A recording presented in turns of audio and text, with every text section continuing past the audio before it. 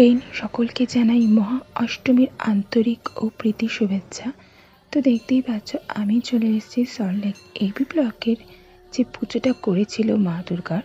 তো সেইখানে প্যান্ডালে তো এটা হচ্ছে আর কি অমৃত বিষ বলে একটা থিম করেছিল 2023-এ।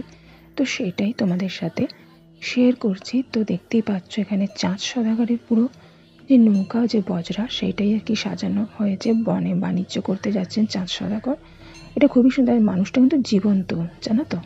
এখানে যা যা তোমরা আইডল আর মূর্তি দেখবে এগুলো সবই কিন্তু মানুষ সেজেছেন।